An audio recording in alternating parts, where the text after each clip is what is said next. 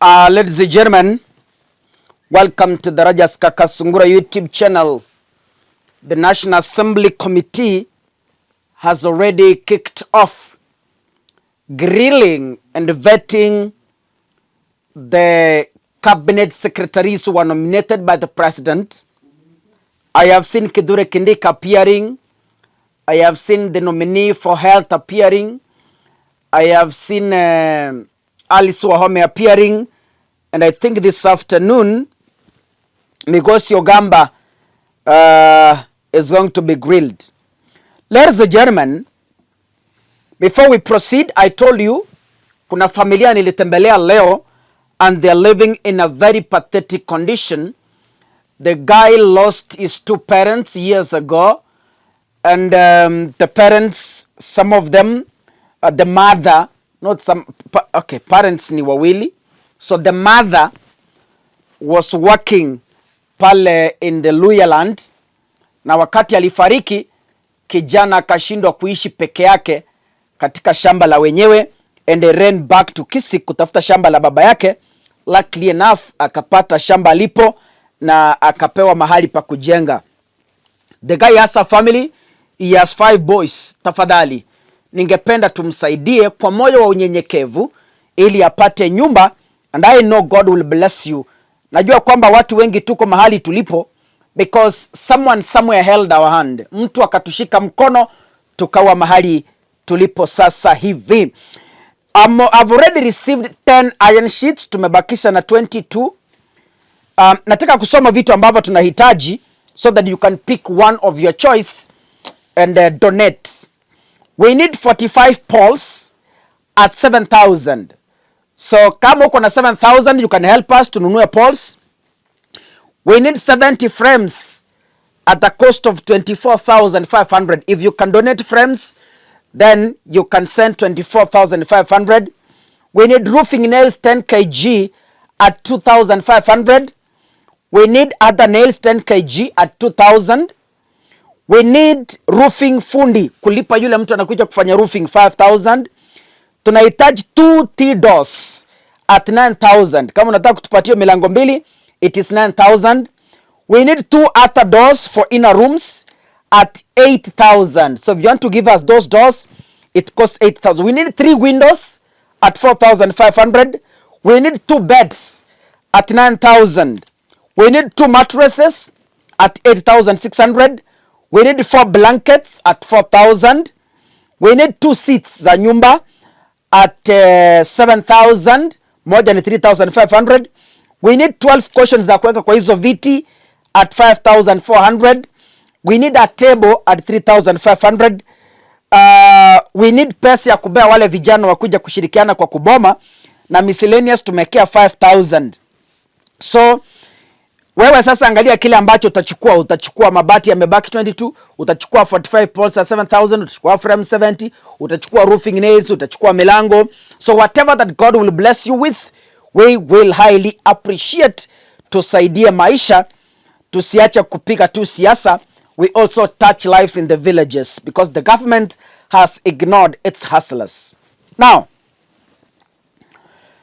kuna mambo hapa ambayo ni mlima kwa William Ruto. I thought before Ruto makes a nomination, it looks at the obvious from the government bodies. Like now, William Ruto made a nomination to the cabinet secretaries. And when I sat here, I warned William Ruto against nominating retired governors. I'll give you the reason why. I felt like it was not in order to nominate a retired governor to the position of a cabinet secretary. The same reservations I had, they are raising questions now. And I don't know if William Ruto will succeed in this. We only wait to see. The Ethics and Anti-Corruption Commission has already written to the National Assembly asking the House not to approve the nomination of Wycliffe Ampesta Oparanya as the cabinet secretary over integrity issues. This is the reservation. A number of governors retired. They have question marks. They have integrity question marks. That is why, Kaka, as a person, I felt like nominating governors who have retired is a mockery to the citizenry. Hawa ni watu ambao they have question marks. Sorry. They have question marks from where they have been working. In a letter addressed to the clerk of the National Assembly, the EACC highlighted that Oparanya is facing graft case. Ako na kesi ambacho bado hakijamalizika. So EACC said it has filed for preservation orders against Oparanya's assets as he is alleged to be in possession of proceedings from corruption arising from a conflict of interest, and that the matter is still pending in court. When I tell you William Ruto is a one-man show, some people think it's because I hate him. Ruto, when he decides to do something, he doesn't consult. I thought William Ruto could have gone to EACC and get the records of the people he is intending to nominate, because EACC is a government body, though independent. Ruto could have gone to the EACC files. Aulize, je, the names I have written down here, are they in any way questionable? EACC could have told Ruto, Oparanya has questions.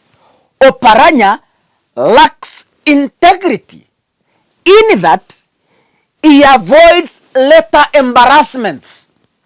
So when you find someone who has integrity question marks is being nominated into the government, query, birds of the same feathers flock together. Mwizi na mwizi wanatembea pamoja. Mchawi na mchawi wanatembea pamoja. Hata muuaji na muuaji, they walk together. Birds of the same feathers flock together.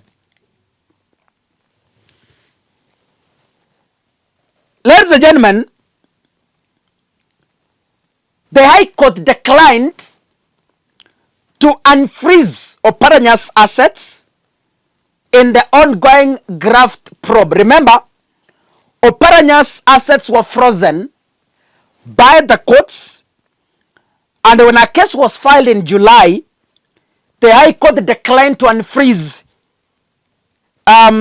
his assets in the ongoing Graft probe in relation to the alleged embezzlement of 1.3 billion during his two-term tenure as the Kakamega governor.